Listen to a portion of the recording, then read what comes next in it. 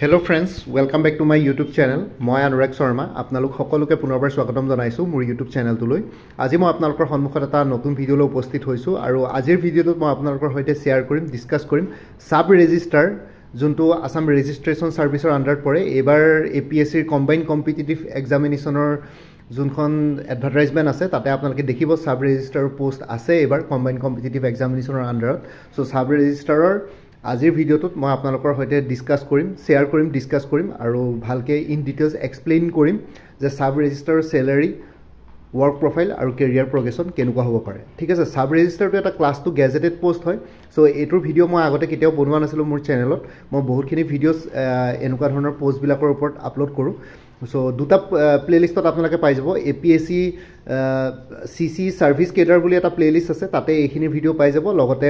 এবাৰ যোনটো playlist create কৰি থোৱা আছে APSC CC 2024 তাতো আপোনালোকে এনেকুৱা ধৰণৰ পোষ্টবিলাকৰ ওপৰত ভিডিঅ' পাই যাব। সো দুটা প্লেলিষ্টৰে লিংক মই ভিডিঅ' ডেছক্ৰিপশ্যনত দি দিম, তাতে গৈ পেলাই আপোনালোকে চাই ল'ব পাৰিব। ঠিক আছে, সো এতিয়া কথাটো হ'ল যে সাব ৰেজিস্ট্ৰাৰৰ প্ৰথমতে স্যালাৰি ক্যালকুলেশনটো চাওঁ। সো স্যালাৰি ক্যালকুলেশনত পে স্কেলটো হ'ল 22,000 to 97,000, পে বেন 3 হয় আৰু গ্ৰেড পে 9,400। ঠিক আছে, সো স্টাৰ্টিং স্যালাৰি 22,000 হ'ব, পে বেন 3 পৰে, গ্ৰেড পেটো 9,400 আৰু সাব ৰেজিস্ট্ৰাৰ যোনটো পোষ্ট আছে এইটো ক্লাছ 2 গেজেটেড অফিচাৰৰ পোষ্ট হয়। সো ইয়াতে যদি আমি বেসিক পে ক্যালকুলেশন কৰোঁ 22,000 ল'ম প্লাস গ্ৰেড পে ল'ম 9,400, 31,400 হ'ব। ডিয়াৰনেছ এলাৱেন্স আজিকালি 55% হ'ল বেসিক পেৰ। সো 55% যদি লওঁ তেতিয়াহ'লে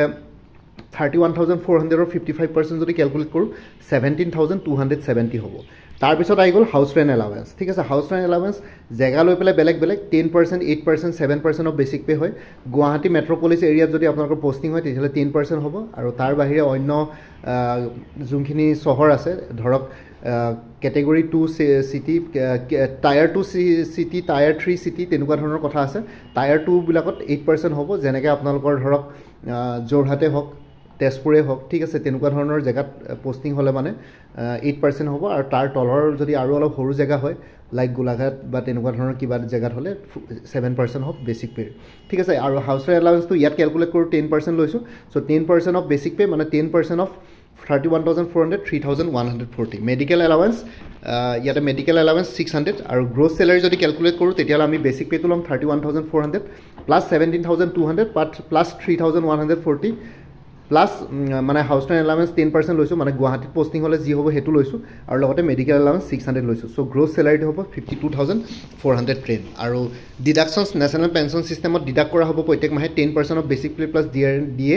বেসিক পে প্লাস DA যদি এড কৰোঁ তেতিয়াহ'লে 48,670 হ'ব। So 10% of 48,670 4,867। গ্ৰুপ ইঞ্চুৰেঞ্চ স্কিমত 400 rupees ডিডাক্ট কৰিব আৰু professional tax 208 rupees। So total deductions হৈ গ'ল 4,867 NPS plus 400 GIS plus professional tax 208, 5,475 rupees deduct হ'ব। এটা নেট ইনহেন্স স্যালাৰি আপোনালোকৰ এইটো ষ্টাৰ্টিং স্যালাৰি। ঠিক আছে, সাব ৰেজিস্ট্ৰাৰ হিচাপে জইন কৰি আপোনালোকে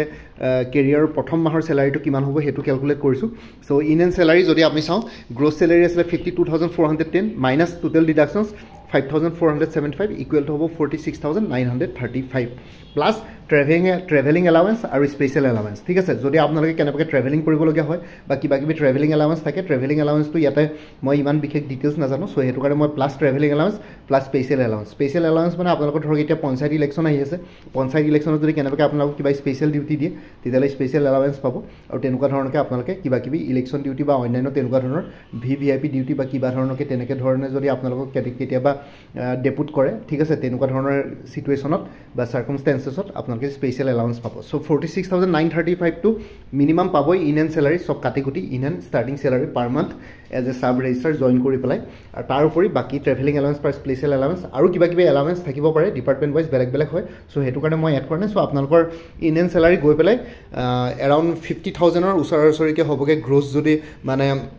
যদি আমি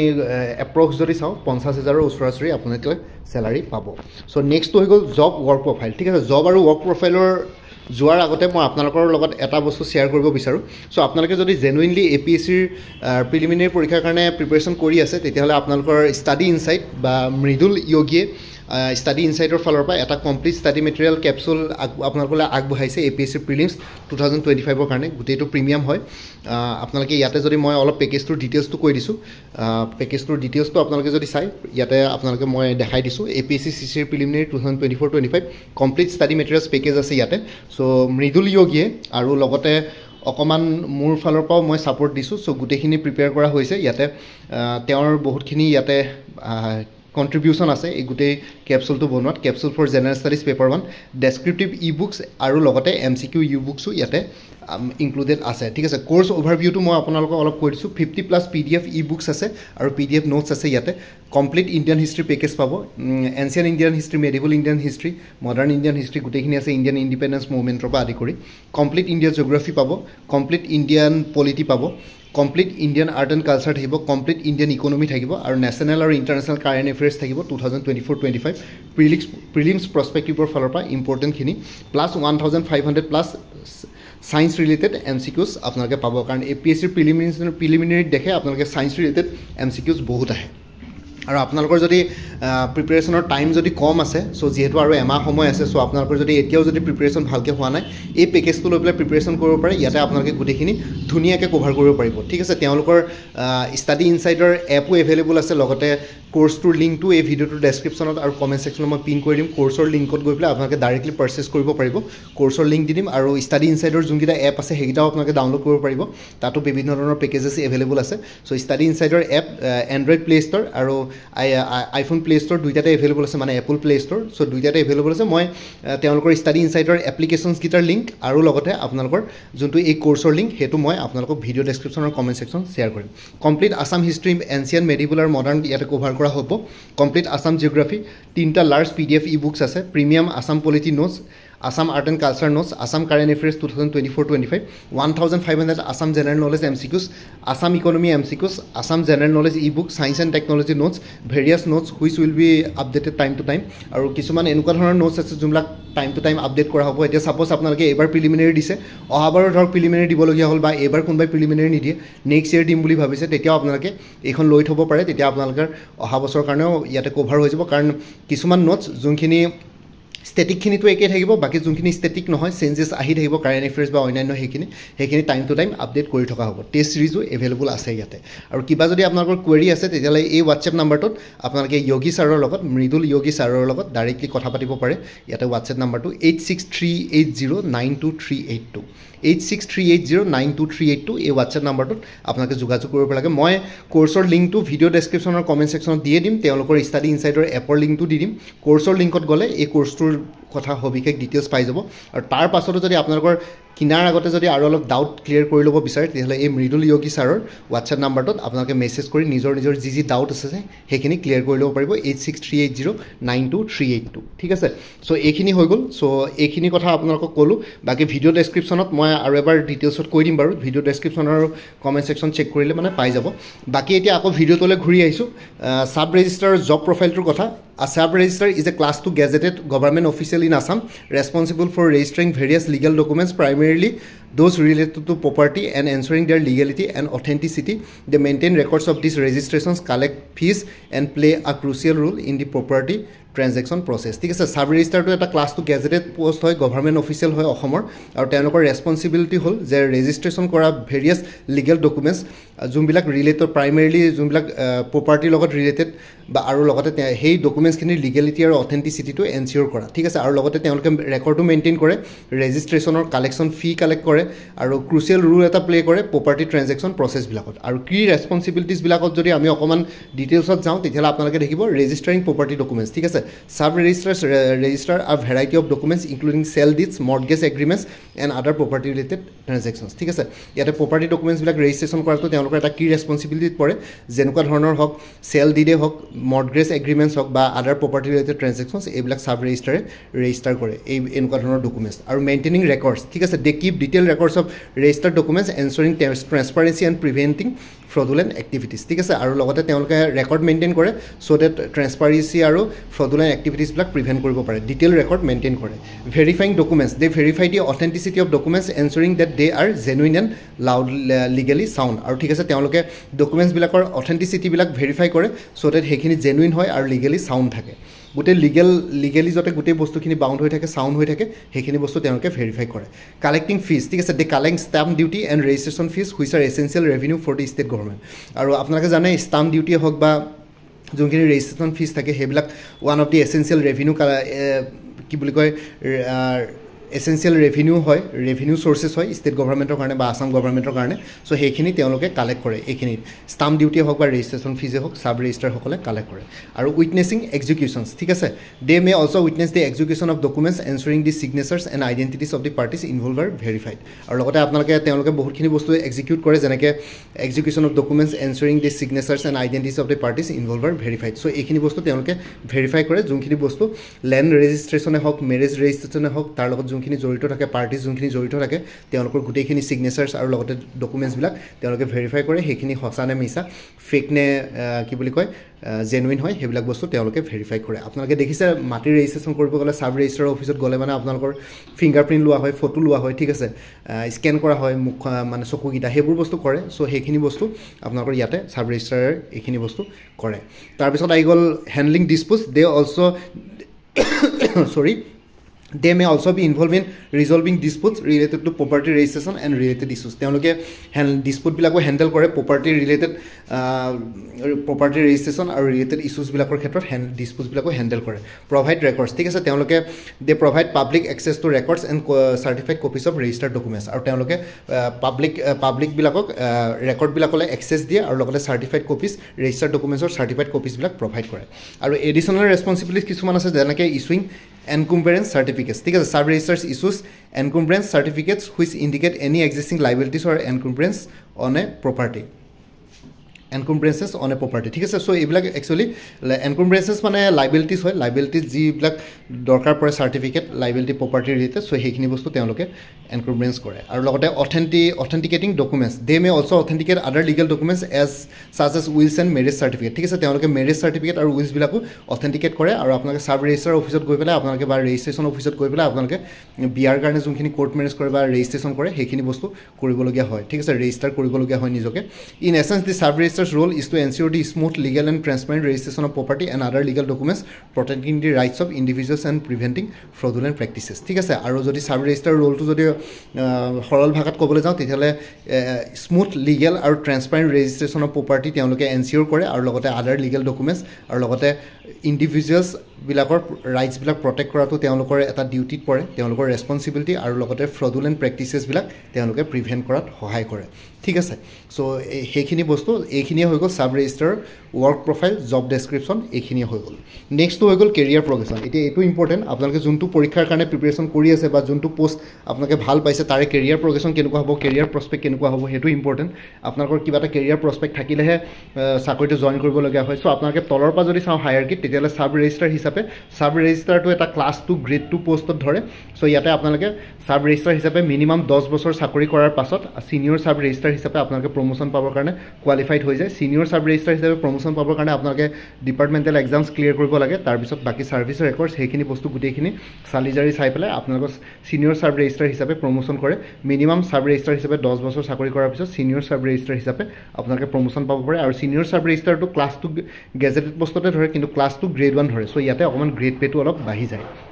আৰু ছিনিয়ৰ ছাব ৰেজিষ্টাৰ হিচাপে 5 বছৰ কৰ্মৰত হোৱাৰ পিছত বা 5 বছৰ চাকৰি কৰাৰ পিছত ডেপুটি ৰেজিষ্টাৰ হিচাপে আপোনালোকে প্ৰমোশ্যন পাবৰ কাৰণে কোৱালিফাইড হৈ যায় তাৰ কাৰণে আপোনালোকে ডিপাৰ্টমেণ্টেল এক্সাম লগতে ছাৰ্ভিচ পাৰফৰ্মেঞ্চ সেইখিনি বস্তু চাই চ' ডেপুটি ৰেজিষ্টাৰটো এটা ক্লাছ 2 গ্ৰেড 2 পোষ্ট হয় ক্লাছ 1 গ্ৰেড 2 পোষ্ট হয় এইটো ক্লাছ 1 গেজেটেড হৈ যায় চ' ক্লাছ 1 গ্ৰেড 2 হয় ক্লাছ 1 গেজেটৰে গ্ৰেড 2 হয় ইয়াতে ডেপুটি ৰেজিষ্টাৰ হিচাপে এবছৰ চাকৰি কৰাৰ পিছতে আপোনালোকে assistant inspector general of registration হিচাপে প্ৰমোশ্যন পাবৰ কাৰণে কোৱালিফাইড হৈ যায় ঠিক আছে এছিষ্টেণ্ট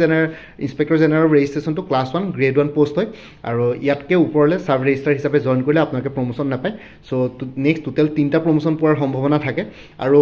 ইয়াতে এটা কথা মই কৈ দিছোঁ ইয়াতে যিহেতু আপোনালোকে যদি চাই 10 বছৰ প্লাছ 5 বছৰ প্লাছ এবছৰ 16 বছৰতে আপোনালোকে assistant inspector general of registration হ'বগৈ পাৰে কিন্তু কথাটো হ'ল যে এতিয়া ছাপ'জ ছাব ৰেজিষ্টাৰ হিচাপে এইবাৰ চাগে পোষ্ট 13টামান আছে ঠিক আছে মই পাহৰি গ'লোঁ বাৰু যদি ছাপ'জ 13জনে জইন কৰিলে এতিয়া ছিনিয়ৰ ছাব ৰেজিষ্টাৰ হিচাপে একেলগে 13জনে প্ৰমোশ্যন নাপায় ছিনিয়ৰ ছাব যিমানে হায়াৰকিত ওপৰলৈ গৈ থাকিব সিমানে পোষ্ট কমি গৈ থাকিব যদি ছাব ৰেজিষ্টাৰ হিচাপে 13জন জইন কৰে ছিনিয়ৰ ছাব ৰেজিষ্টাৰ হিচাপে এট এ টাইম মাত্ৰ 3জন বা 4জনৰ প্ৰমোশ্যন দিব পাৰিব চ' তেনেকুৱা ধৰণৰ কথা কথা সেইটো কাৰণে টাইম পিৰিয়ডটো বেছি লাগে কিছুমানে হয়তো কম সময়তে প্ৰমোশ্যন পাই ওপৰলৈ যাব কিছুমানৰ অলপ টাইম বেছি লাগে এতিয়া সাব ৰেজিষ্ট্ৰাৰ হিচাপে মই কৈছোঁ মিনিমাম 10 ইয়াৰ্ছ কেতিয়াবা এইটো গৈ পেলাই 13-14 বছৰ 15 বছৰ লাগি যাব পাৰে তেনেকুৱা ধৰণৰ কথা চ' আপোনালোকে এছিষ্টেণ্ট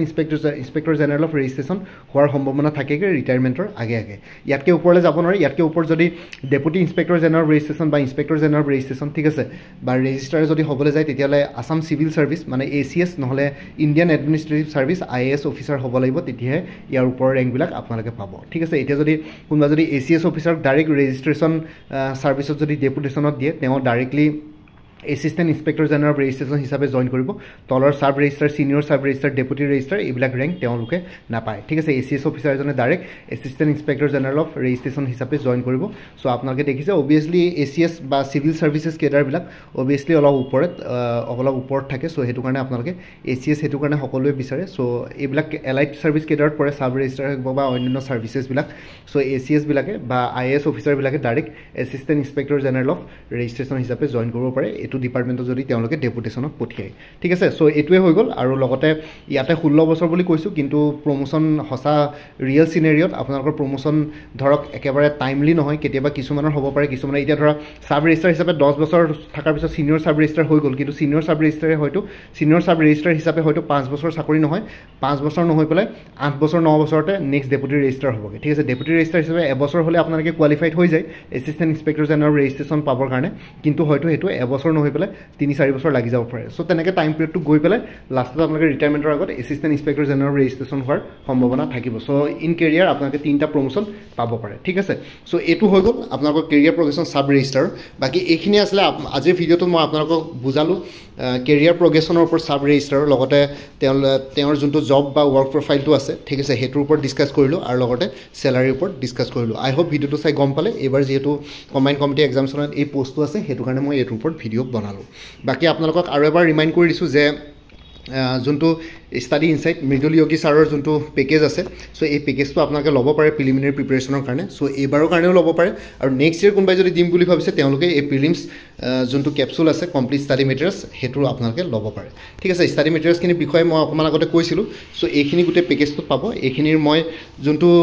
কোৰ্চৰ লিংক আছে সেই লিংকটো মই ভিডিঅ' ডেছক্ৰিপশ্যনত দি দিম সেই লিংকত গৈ পেলাই আপোনালোকে ডিটেইলছখিনি আৰু অলপ চাই ল'ব পাৰিব আৰু তাৰ পৰা পাৰ্চেছ কৰিব পাৰিব গোটেই কোৰ্চটো আৰু লগতে ষ্টাডি ইনচাইডৰ এপকেইটাৰ এপ্লিকেশ্যনকেইটা যোনকেইটা আছে এণ্ড্ৰইড প্লে ষ্ট'ৰ আৰু বা এপল প্লে ষ্ট'ৰ তাৰ কাৰণে মই সেই এপ্লিকেশ্যনকেইটাৰ লিংককেইটাও শ্বেয়াৰ কৰিম দুইটা প্লে ষ্ট'ৰে ভিডিঅ' ডেছক্ৰিপশ্যন আৰু কমেণ্ট ছেকশ্যন চেক কৰিব আৰু লগতে আপোনালোকে কোৰ্চটোৰ লিংকত গৈ পেলাই কোৰ্চটো পাৰ্চেছ কৰাৰ আগতে কাৰোবাৰ যদি কিবা আৰু এডিশ্যনেল ডাউট থাকে তেতিয়াহ'লে এই হোৱাটছএপ নাম্বাৰটোত মৃদুল যোগী ছাৰৰ লগত আপোনালোকে ডিছকাছ কৰি ল'ব পাৰিব 8638092382 ঠিক আছে এই কোৰ্চটো ময়ো মৃদুল যোগী ছাৰৰ লগত আছিলোঁ কোৰ্চটো তেওঁ যেতিয়া বনাইছিলে আৰু লগতে মই গোটেইখিনি বস্তু মই নিজেও ভেৰিফাই কৰিছোঁ গোটেইখিনি চ' কোৰ্চটো বেয়া নহয় ভালেই হয় প্ৰিলিমিনাৰী প্ৰস্পেক্টিভৰ ফালৰ পৰা কাৰণ মোৰো APSCৰ বহুতখিনি অভিজ্ঞতা আছে চ' মই সেইখিনি বস্তু গম পাওঁ চ' আপোনালোকে এই কোৰ্চটো ল'ব পাৰে ঠিক আছে চ' ভিডিঅ' ডেছক্ৰিপশ্যন আৰু কমেণ্ট ছেকশ্যন চেক কৰক তাতে কোৰ্চখিনিৰ কথা উল্লেখ কৰা আছে ডিটেইলছ দিয়া আছে কোৰ্চৰ লিংক লগতে মৃদুল যোগী ছাৰৰ হোৱাটছএপ নাম্বাৰ লগতে যোনটো তেওঁলোকৰ ষ্টাডি ইনচাইডৰ এপকেইটা আছে এপ্লিকেশ্যনকেইটা আছে সেইকেইটাৰ লিংকো ভিডিঅ' ডেছক্ৰিপশ্যন আৰু কমেণ্ট ছেকশ্যনত মই প্ৰভাইড কৰিম আৰু লগতে বাকী প্লেলিষ্টৰ লিংকটো দি দিম APSC CC 2024 যোনটো প্লেলিষ্ট আছে সেই প্লেলিষ্টৰ লিংকটো ভিডিঅ' ডেছক্ৰিপশ্যনত শ্বেয়াৰ কৰিছোঁ আপোনালোকে তাতে গৈ পেলাই এই ভিডিঅ'টোৰ লগত এই পৰীক্ষাটোৰ লগত জড়িত সকলো ধৰণৰ ভিডিঅ'জ পাই যাব লগতে বাকী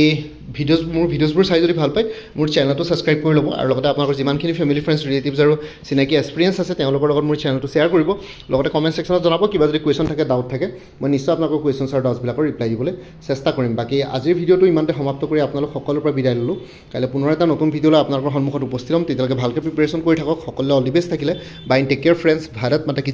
জয় আই অসম